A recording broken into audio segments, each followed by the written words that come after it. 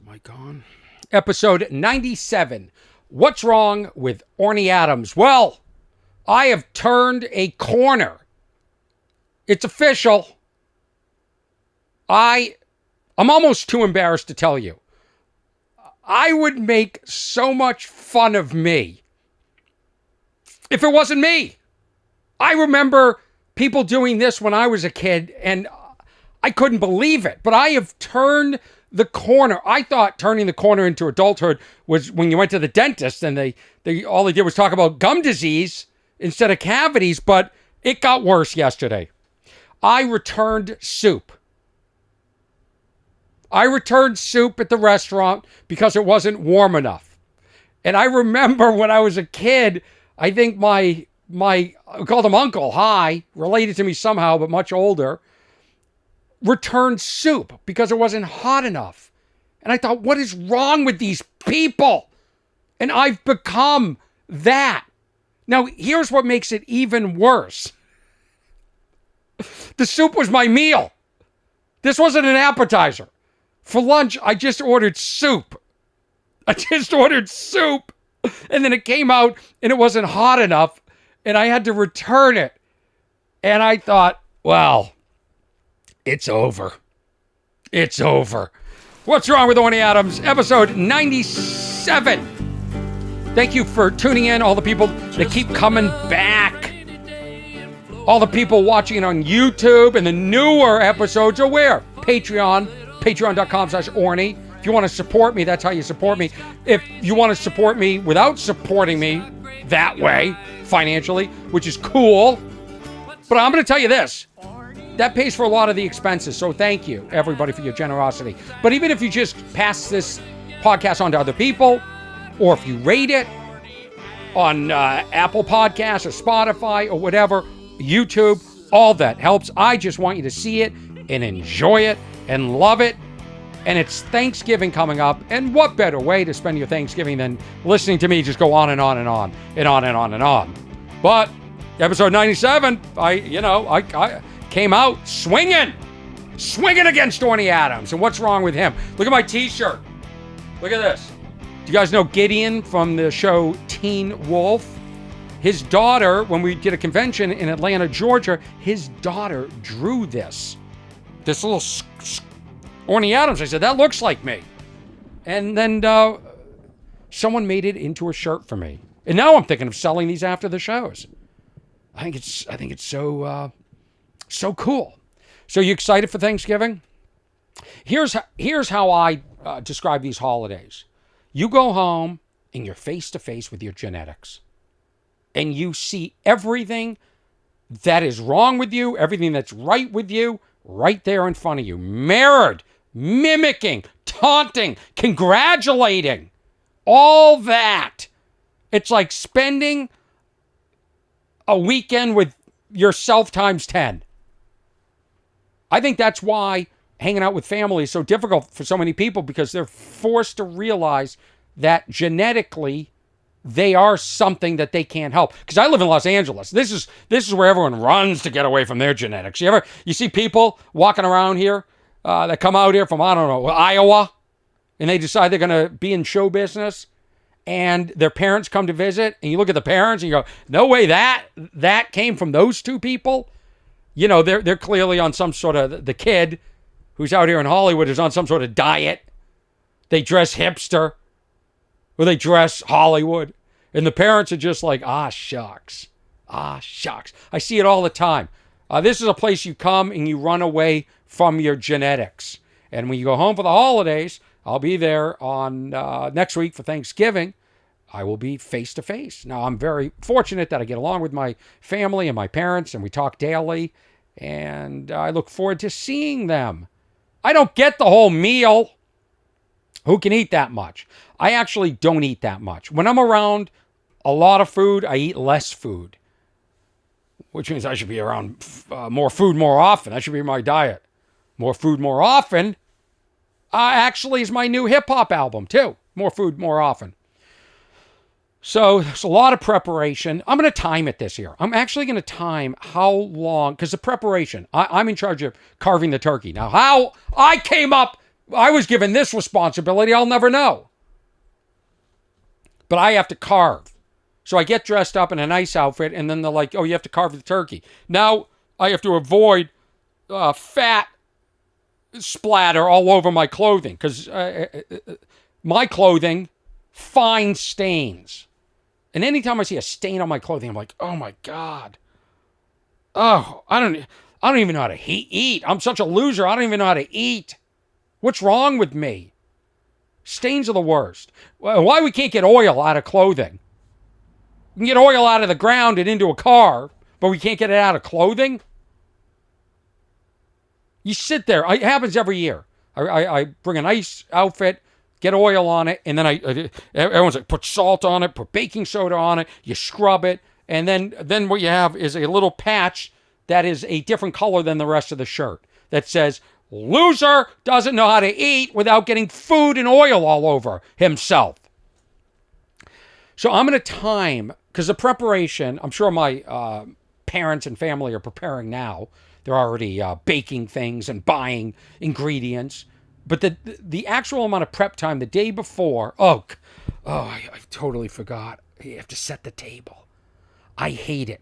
We have these tables that you have to, what do they call leaflets, the leaves you put in the table.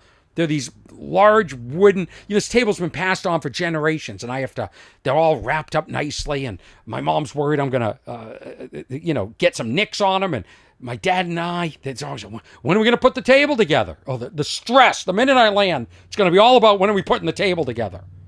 Then we have to put the table together, which takes all of 5 minutes, but I can't stand it. And then we put a tablecloth on it, and then we have to set the table.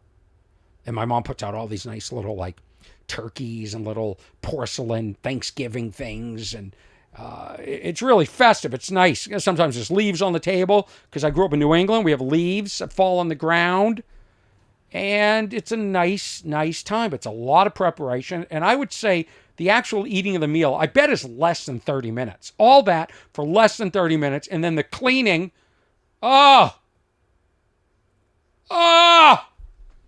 cleaning up after Thanksgiving is the worst. Getting the dishes off the table back into the kitchen, because we eat in the dining room, that's one thing. Then the other thing is that we use good dishes, better silverware. All this stuff now has to be separate and cleaned, and somebody sits there and just is cleaning dishes the whole time. And I always pray it's not me. My brother-in-law likes to do it. And then I have some cousins, and they come and they like to do it. And then I like to tchotchke around. I like to do the stuff I can do. I can take a pie from the dining room into the kitchen, and I can wrap it or find the box that it was once in. I'm good at that stuff. I'm not good. I can load the dishwasher. My dad tends to overload it. I can do that. Emptying the dishwasher, I don't know, there's a bunch of stuff. I don't know where it goes. But how am I supposed to relax knowing that there are an abundance of chores I'm about to be met with? Oh, then the next day, everyone leaves, because they live in Boston, outside of Boston, my sisters, everyone leaves. Now in the morning, guess who has to do next day cleanup too? That's right, me. So then I'll have to, my mom will say, oh, can you vacuum the living room? And can you sweep the kitchen? And then, I totally forgot. Then I have to take the leaves out of the table again. Then I gotta wrap them up. And some go in one closet, some go in another closet. The tablecloths have to be taken out. They've got to be taken to the dry cleaners. Why am I going home? Why do we do this? And even if we ordered the entire meal in, it would still be a ton of work. It would be a ton of work. Yeah, the actual meal itself is very fast. Never enough gravy. Never. 2 kinds of cranberry sauce. That's what we offer in my family. Somebody makes one, which I don't like as much as the one that looks like it just came out of a can. It's shaped like a can. Looks like a Warhol painting. I like to see the bottom of the can imprinted on the cranberry sauce. I like that. It's good sweetness. And then gravy. Never enough gravy. So much food. And then we eat the food for the next couple of days. But it's always great to see my family. Thanksgiving is mandatory in my house. As you know, if you listen to this podcast, one of the earliest episodes, I went home for Thanksgiving during COVID. Risked my life to go through all these rituals. So it is mandatory. Must be home for Thanksgiving. And I will be. I will be. And my sister makes soup, which is unbelievable. We have it as an appetizer. And guess what? It's always hot. Squash something, ginger, I just had it on the tip of my tongue. Lemongrass maybe in there. It is so good. I could have 5 of those. It's not cool. It's not cold. You have to send it back. How could the soup be cold from that restaurant? I mean, think about it. I mean, soup's in a big pot, right? How is it not? Aren't they taking the temperature? Makes me worried. Like, if they can't keep the soup hot, does that mean like other ingredients that are supposed to be in the fridge? Is the fridge cold enough? Is everything to code? I returned soup. And if you're younger than me, or my age, or older than me, and you're laughing, ha ha ha, oh, Orny Adams is a soup returner. You'll get there. You'll get there. When your whole meal is a bowl of soup, you want it to be perfect. And it wasn't. I sent it back. And guess what? When the new soup came, same exact temperature. Oh, and the waiter took the soup, and there was a trash can. Like, now, this isn't a bad restaurant, but why is there a trash can close to the diners? He dumped this, like, passive-aggressively, threw the soup out. Now, I wouldn't have returned it if I knew he was going to throw it out. Could have just microwaved it, or I don't know what. It's probably a health code violation to bring food back like that, now that I think about it, even though they probably used to do it for years and years and years. Oh, this is good news. I have a lot of notes. A lot of weird things going on, but it's two-sided. I do that too, because I care about the environment. These are my notes I'm looking at if you're listening to the podcast right now. But a woman who caused a big ruckus on an airplane, they had to turn the plane around. They fined her $39,000 for threatening American Airlines flight crew. A woman from Hawaii has been ordered to pay nearly $39,000 in restitution to American Airlines for interfering with a crew on a flight last year, according to authorities. The 29-year-old, her name's, I'm not going to say her name, was sentenced to more than 3 months and then served time, blah, blah, blah, blah. According to authorities, on February 13, 2022, flight from Phoenix to Honolulu, when she began using profanity and threatening the flight crew and other passengers. Now, you're going to Hawaii. Aren't you in a good mood? You're leaving Phoenix. There should never be a happier moment in a person from Hawaii's life when you're leaving Hawaii and going to Phoenix. And you're causing a ruckus. The plane's captain decided to turn the aircraft around and landed back in Phoenix. Ha ha ha ha ha. You're not going back to Hawaii. You're going back to Phoenix. So I love that they're fining these people because maybe it will stop all of these outbursts because it's out of control flying. It's not safe anymore. I used to feel safe.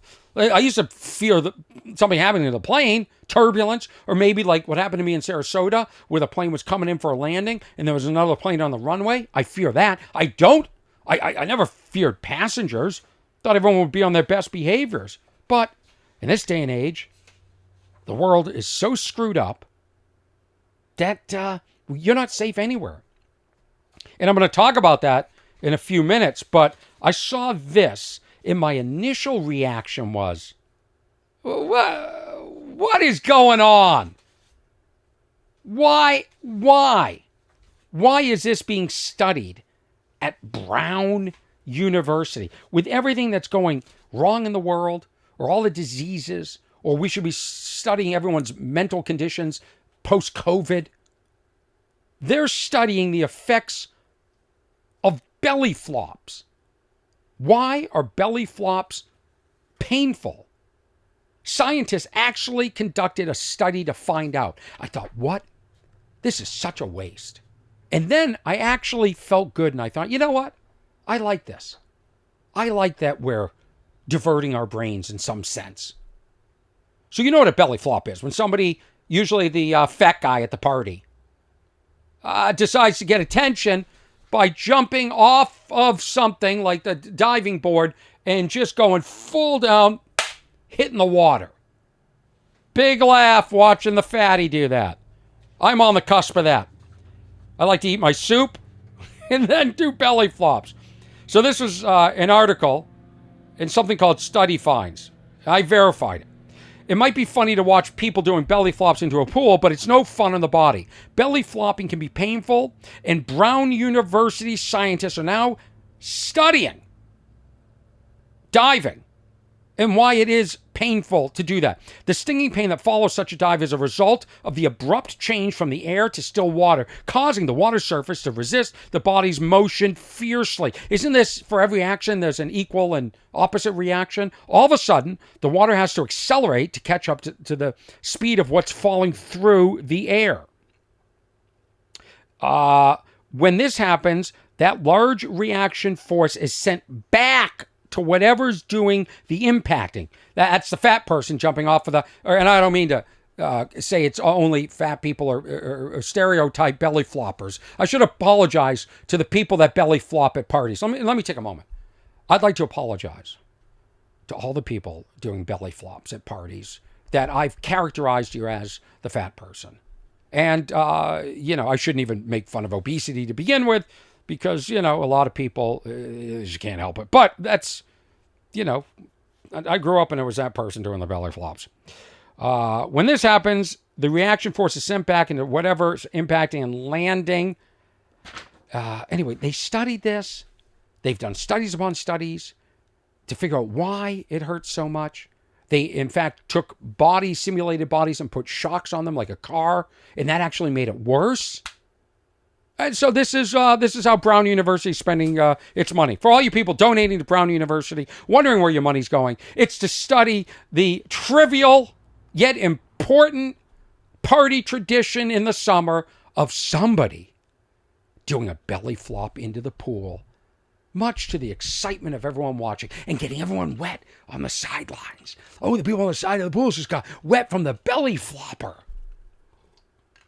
You know what I say to the belly floppers? Grow up! Grow up! Get a life, belly floppers!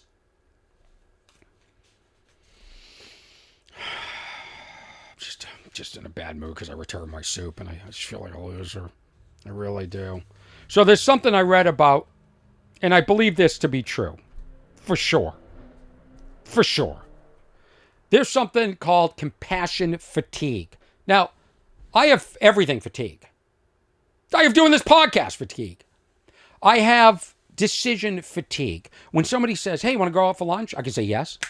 Then when they want to decide where to go or whatever, that's when I go, oh, my head's going to explode. Can you just pick and we'll just show up and eat? It's not that important. It's just a meal. Everything is a decision.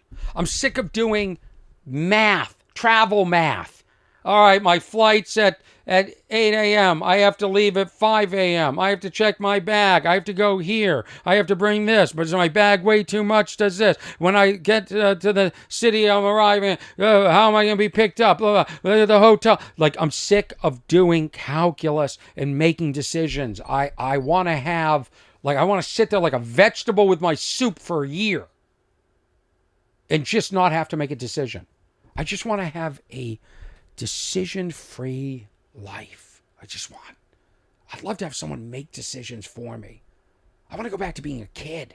When I was a kid, you sit in the backseat of the car, you end up somewhere. Sometimes you're playing with somebody. Sometimes they're trying to expose you to chickenpox. Sometimes you're going out to eat. Who knows? You just sit in the back seat. You don't have to have directions. You don't have to worry about how much it costs. You have to worry about parking. So many effing decisions have to be made as an adult. All I do all day is make decisions. Everything I buy, there's a million choices of everything. I mean, I talk about it in all my specials, but just go down the cereal aisle. How many damn cereals do we need? How many shapes of French fries do we need? You've heard me do that on stage. I did on stage in Vegas 2 weeks ago. So how many different shaped French fries do we need? And a guy over there, like, didn't even let me finish the sentence. 3. As if he had thought about this before. And then he rattled off his 3 favorites. So I thought, that was pretty fascinating. Unless he had seen me before and he was prepared. Compassion fatigue can happen to anyone. And here's how you can overcome it. This is an article published by Caroline Pulido Ariza. Compassion fatigue doesn't mean you lack sympathy.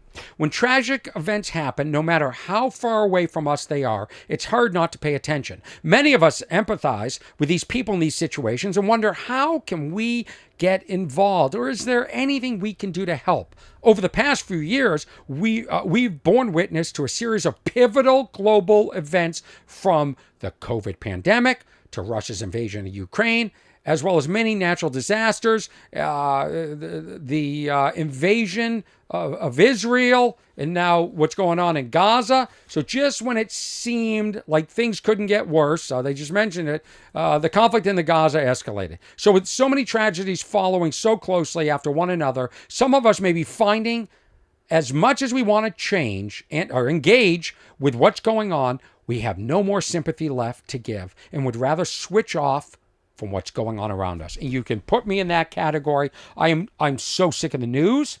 I'm so sick of the news repeating itself. I don't know how these broadcasters do it. They tell the same stories day in, day out, day, next day, repeat. They tell the stories if they've never told the story before. They have anecdotes like they've never told that anecdote before. How do they do it? It's not healthy. I have compassion fatigue. I'll shut it off. I'll deal with my localized problems. I'll deal with the things I have to deal with. Me. How do we have time to take care of our own problems when we're dealing with the entire world's problems? I grew up in a small town. I remember growing up, all I cared about was what was going on in the small town. Just cared about the problems that were within a radius of your home, a small radius. Sometimes you heard about stuff that was going on overseas, but it's bad. The world is bad. There's bad stuff happening every day all over the world. We can't take that on ourselves. We can't. It's horrific. And I think for a short period of time, you're like, I can't take this. You go up in arms. Maybe you're protesting. Maybe you're posting about some invasion or war or this or that or some injustice. And then after a while, you go, I just can't do it anymore. I just can't do it. And you zone out. Compassion fatigue is a stress response, results in feelings of apathy or indifference towards those that are suffering. This phenomenon is particularly common in healthcare. Health and social workers may be particularly prone because the nature of their work often means sharing the emotional burden of their patients. I always wondered this, like a psychologist or psychiatrist, when they're done talking to their patients, how do you get beyond that? Or like Jim Clemente, the FBI profiler who was on the last episode. I've talked to him privately. Like, what's it like to take that on? Take on disgusting, deplorable people and interview them and sit across from them. How do you unwind? Jim listens to my comedy. That's how he unwinds. But he had a whole lifetime of it. Psychologists have also found that people with certain personality types may be at a higher risk of experiencing compassion fatigue. For instance, people who tend to hold their emotions in. Yeah, that's me. I hold nothing in. But are more prone to pessimism and worrying. Well, that's me. That is me for sure.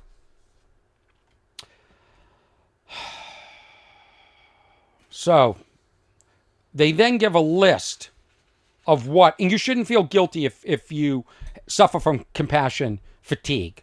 Meaning, if one day you're just like, I can't hear about this A, B, C, D, E, F, G, H, I, J, K. I can't hear about the world crumbling anymore. Where the hell is the good news? Where's the good news? Besides my podcast and my comedy, where's the good news in the world? Anybody? I've always thought we should just do a good news channel. And I'm sure other people have thought of that. And there's a reason probably why. Nobody wants that. The news knows what they're doing. What bleeds leads, right? That's what they always say. What bleeds leads, meaning if it's tragic, people will pay attention. Good news, you know at the end when they do the feel-good story, we all tune out.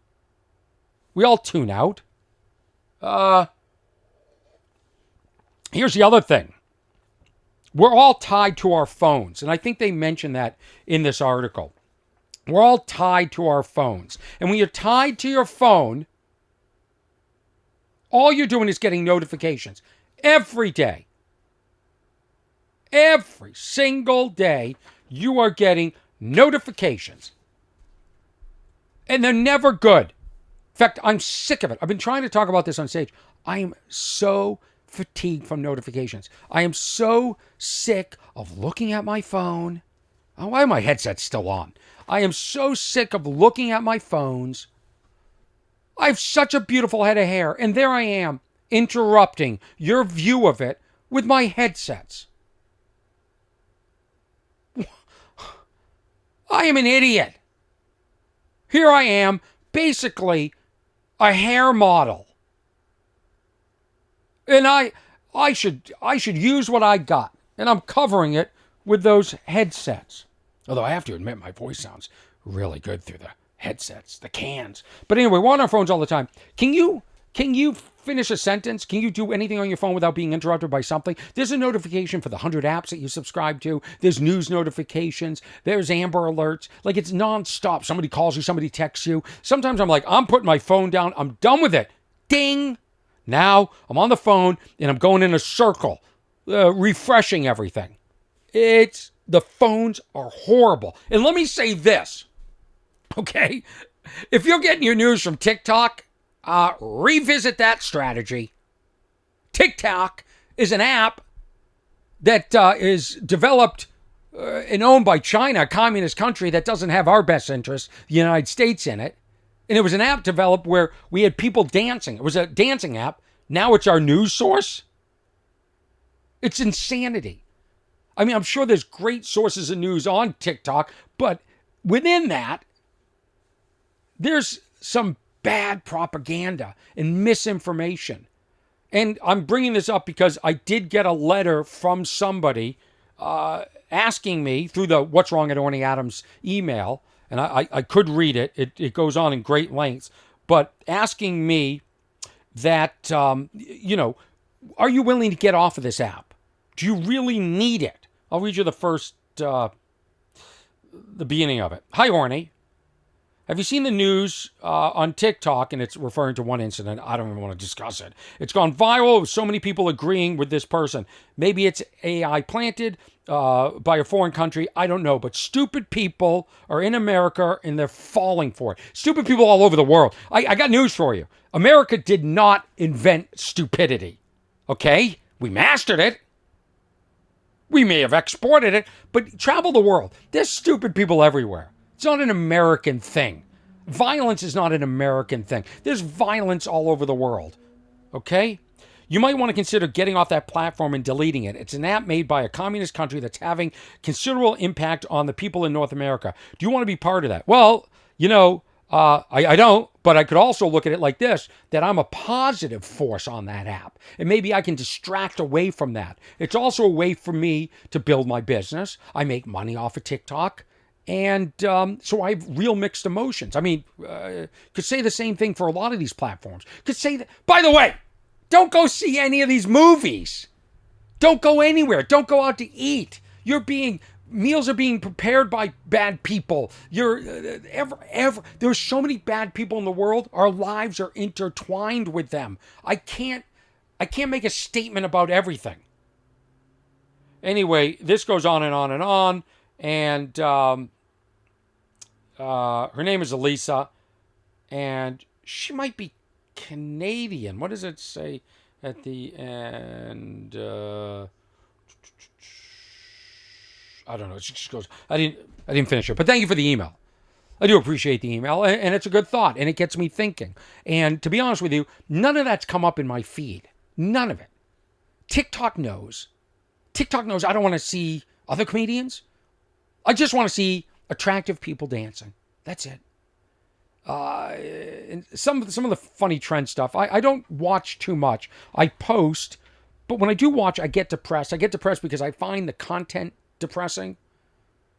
Just a complete waste of time to watch and be absorbed in. And I can't imagine people getting the news from it. But I also get really down because I think, why would you ever watch one of my videos next to one of these videos? You know, people, the fights breaking out, people losing their minds in public, attractive people dancing. Oh, and here's Orny Adams talking about how he had to send his soup back because it wasn't warm enough. Yeah, I'm sure that's gonna blow up on TikTok and social media. Can they make an app for people that want my content? I just want an app for people that want my content. That's it. Nothing else. Okay, so here in this article, if you have this fatigue, here is what they suggest to do. Okay, if you have, I've already forgotten what it's called, compassion fatigue. Setting your limits on usage of your phone, regardless of the reasons, may. I don't know how to read anymore. There are many techniques you can use to cope and overcome it. Here are some. 1, acceptance. Acceptance. Don't feel bad for feeling disengaged from the news. Well, I don't feel bad. I think the news is part of the problem, a large part. I think we need the news, but I hate to sound like old man super turner Orny Adams, but news, we should watch at 5 p.m. once a day. That was it. Now it's all day. And you have to be the first to know.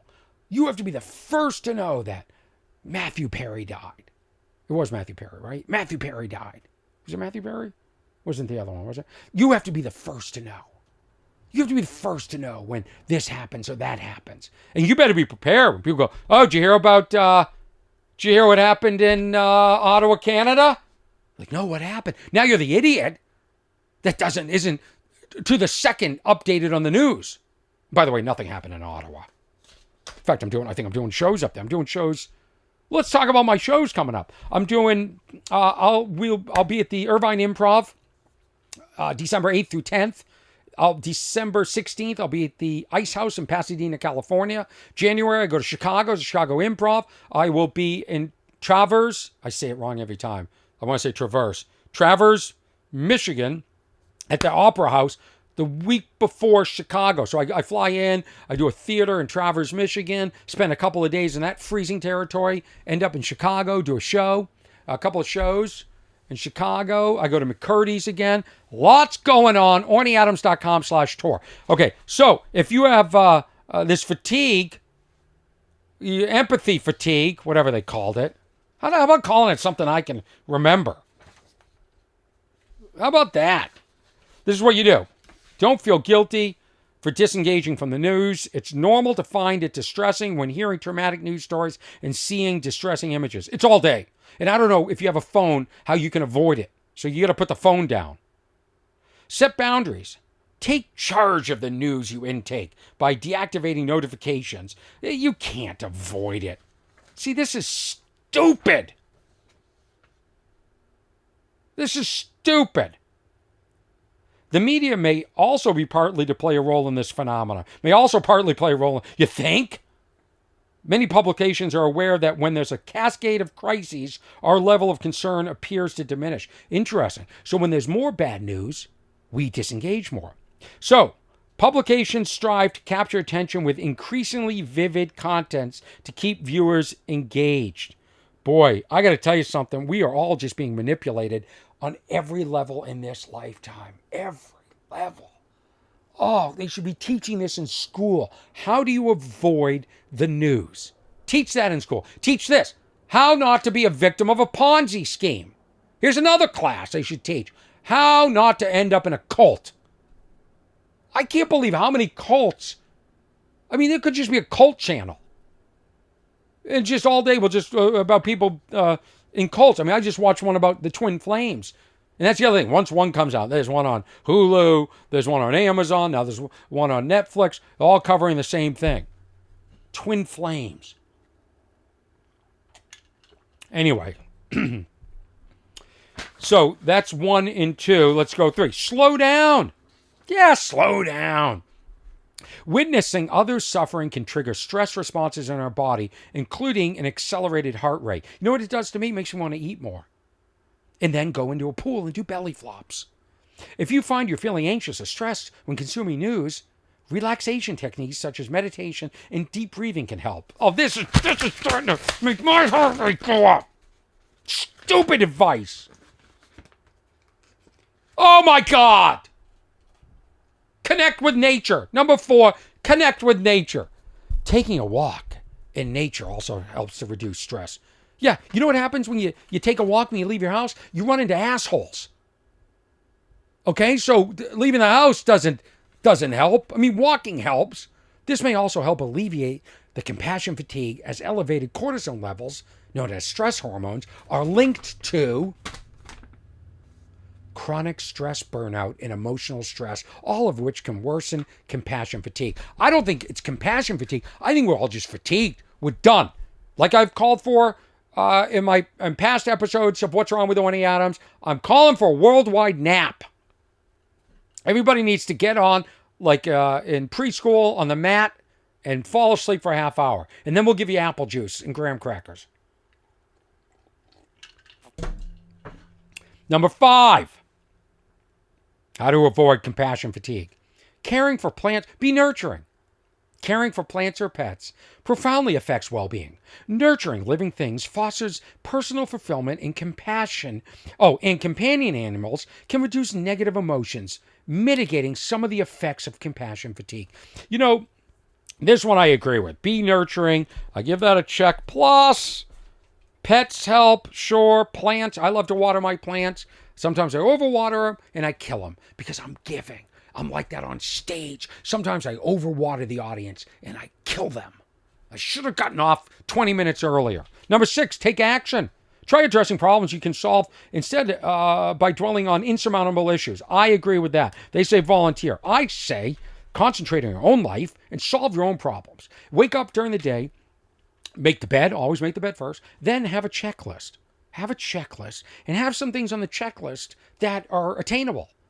It could be as simple as check one of these boxes or empty the dishwasher.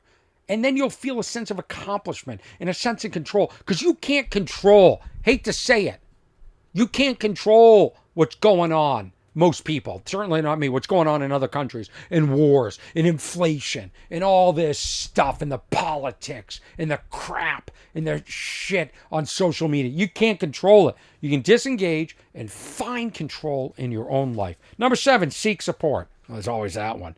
If you're finding it difficult to cope, or your compassion fatigue has been happening for some time, you might consider seeking support.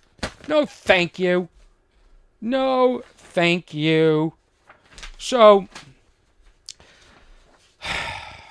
you know, I'm finding reading is getting harder and harder because my eyes don't focus as fast, and then my brain can't process it. Someone took a picture of me on my phone the other day, and I was holding it like this, like I was afraid of it.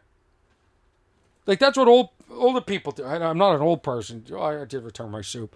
You hold. Everyone, it's like they're afraid of their phone. Look at people because they have to hold it far away. I'm going to need longer arms to hold the phone far enough away. So that's where I'm at. I want to be going home for Thanksgiving, taking a little bit of time off. And then I'll come back. I'll have all new stories. My throat will be back. I've had a sore throat for a week. I blame Vegas. All the deplorable people, the cesspool of Vegas. Being around all those people. Maybe it was the Improv 60th anniversary party I went to. Who knows? But I have been feeling under the weather. And I've still been doing shows. And I wanted to come out here and bang out, as we say, one of these podcasts. So you had something to listen to before Thanksgiving. Because I feel an obligation to you guys, the viewers. And I do appreciate, I'm getting more and more emails from people. In fact, one listener is 99 years old and has been corresponding with me, trying to get him to come on the podcast. He's a little skeptical. Doesn't know if he can trust me. Wants to build a friendship first, which I understand. But I'm hoping to, get him on here and maybe he can inspire us. What is it like to be 99? Give us your wisdom. But I believe he's the oldest What's Wrong with Orny Adams listener. This is what I believe. And love to have you on, buddy. He's was in show business, lives in Beverly Hills. I'd go to his house and interview him, take him out for coffee if he wants coffee first. I include that. Guests get coffee now. But I thank everybody that listens to this. I really do. And I'm gonna give you one more story before I wrap it up, before I bring it home and head off for Thanksgiving. And I'll have to edit this. I'll edit this when I'm back east and get it up. It'll be up before Thanksgiving. The audio will be up way before Thanksgiving. I get that to Ernesto, and he does the magic and puts it up there for you guys. So you'll have this to listen to if you're traveling. One person sent me an email. I should read some of these emails. Let me read this one. This one was great. Let me see if I can pull this one up. This guy went through the evolution of how we met, or how he came to know me through my shows in Vegas. And let's see. No, that's not it. Where would that be? Let me see if I can find it. I'm sorry about this. I was about to just bring it home and then, okay. All right. So here it is. I'm not going to say it. Should I say his name? He didn't give me permission. I'll say G. Hello, Orny. This is a perfect email. You want an example of a perfect email? Here it is. Orny, hello. You rock, bro, is all I was able to muster up when I ran into you after your show at Jimmy Kimmel's in Las Vegas last weekend. Your performance was stellar, and I must admit that nerves got the best of me when it came to talking to you in person. Yeah, I tell people it's a big deal to meet me. Be prepared. I'm a force. I'm an energy. Did you see the video? Oh, I didn't post it. I was making a Patreon for somebody, and then I got surrounded by a group of people in Vegas. I hope they put it up. And they're like, it's the guy from Teen Wolf. Like, people were like, it's Teen Wolf guy. And they start videotaping me doing my cameo. Did I say Patreon? My cameo. And then my cameo is me videotaping them, videotaping me. It was very meta.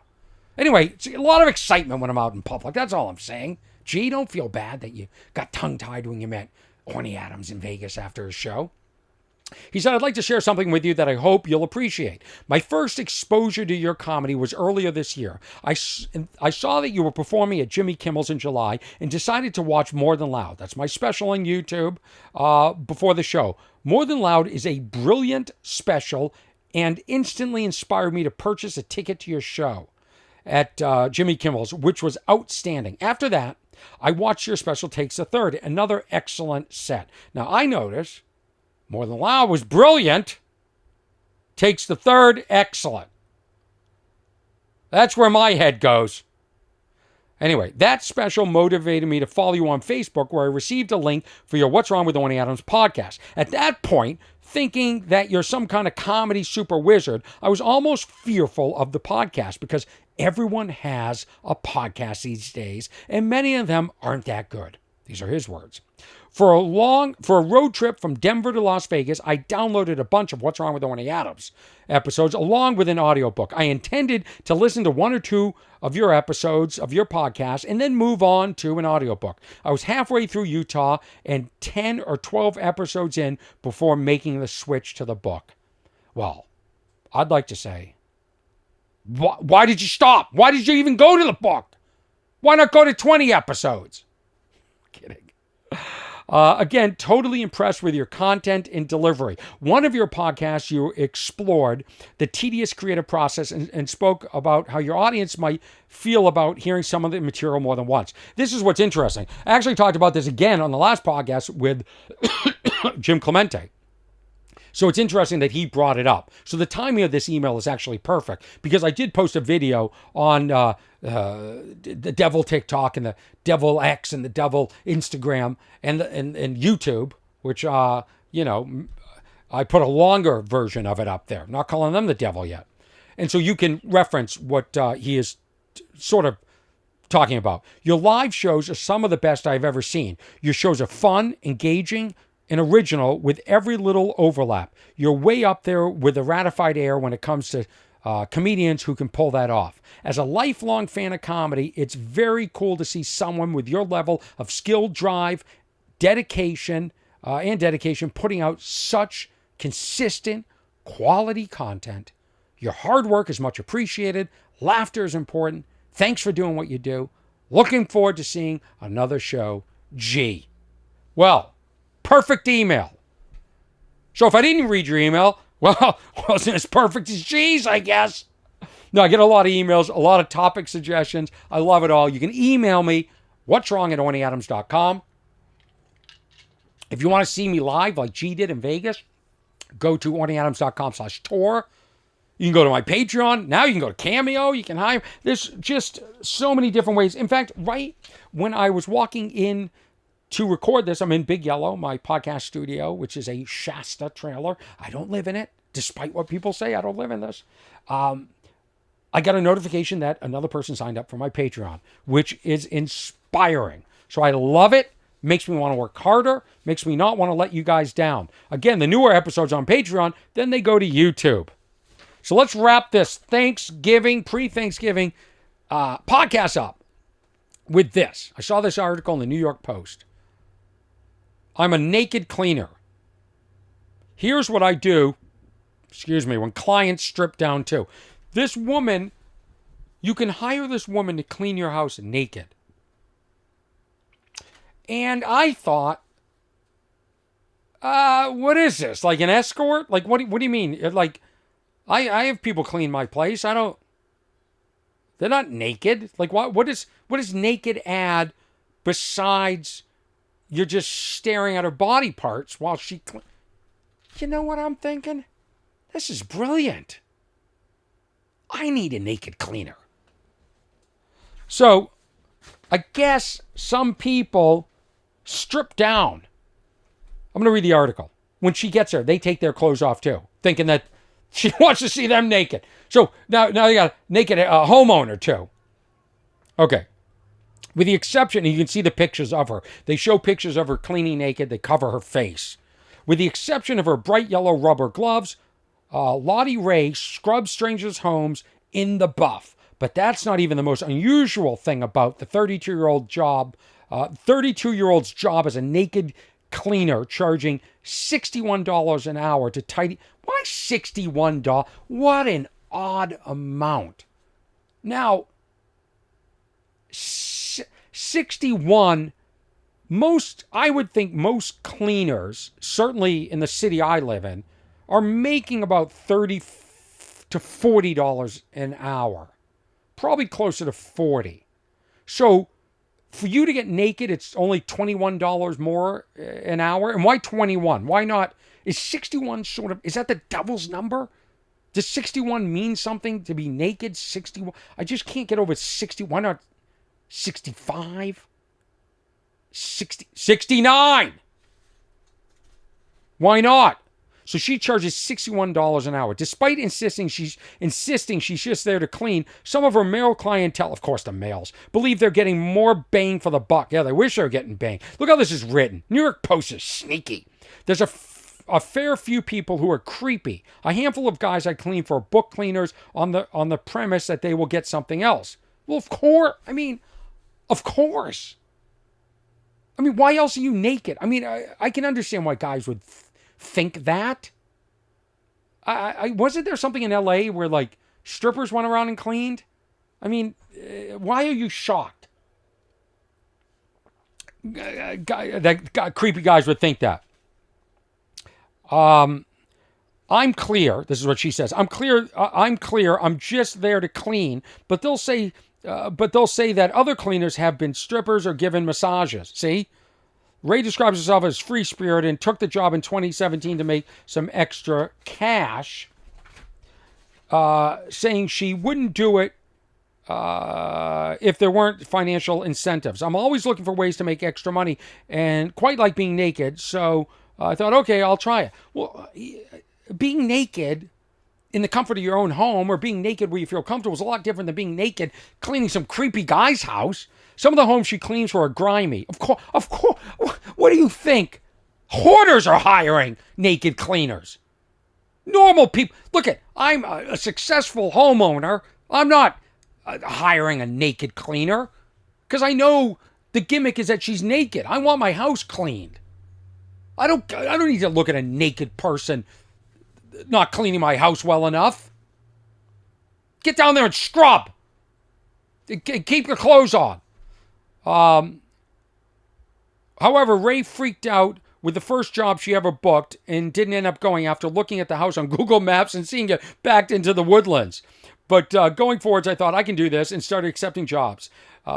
She said she met all sorts of people, while younger men with disposable income want to try something different. Oh, God. Others think the maid routine is a rouse. One guy even putting... Oh, no. Where's page 13? Where's page 13? Porn on his TV. Oh, that was great. I'm glad I couldn't find page 13. It created a nice pregnant pause there. Some guy puts porn on the TV. She shows up naked to clean. I mean, of course this sends a bad message.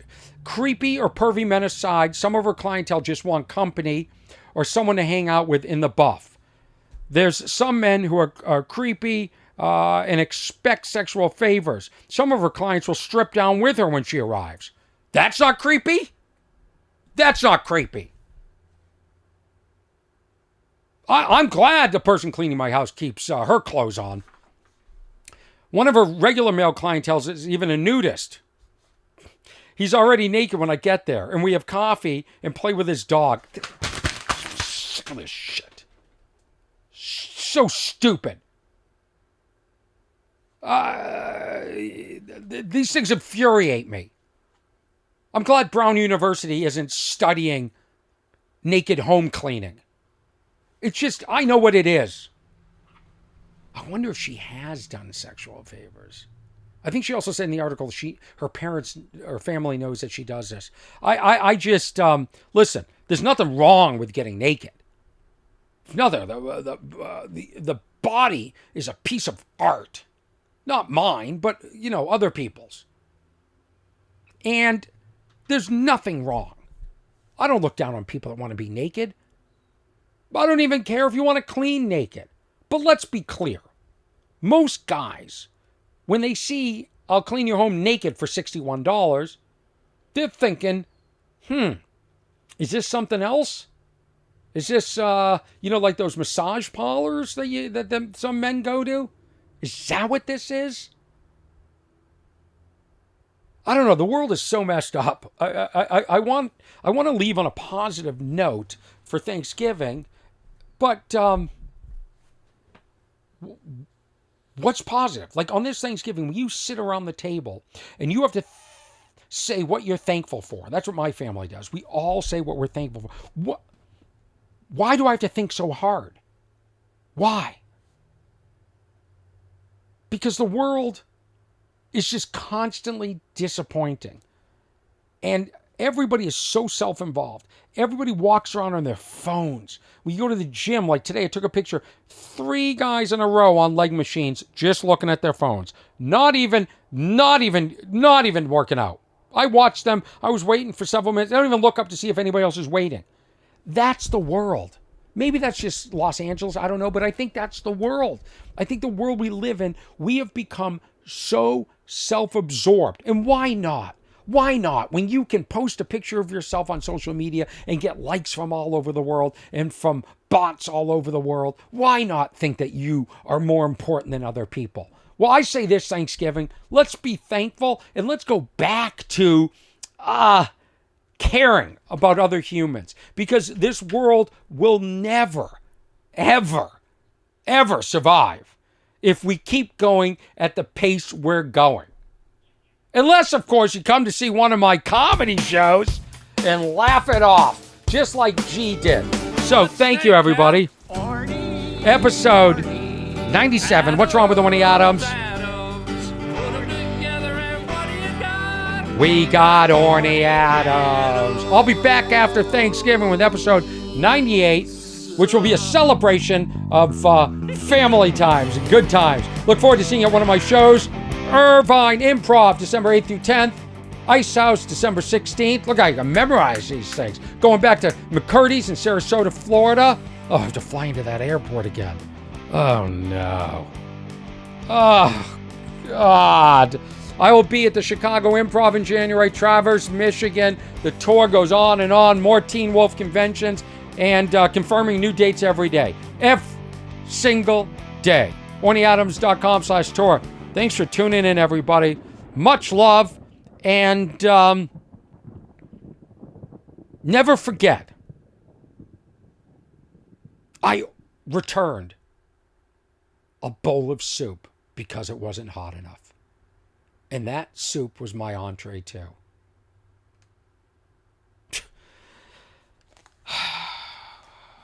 I mean, who am I going to make fun of moving forward? Because I'm becoming everyone I make fun of.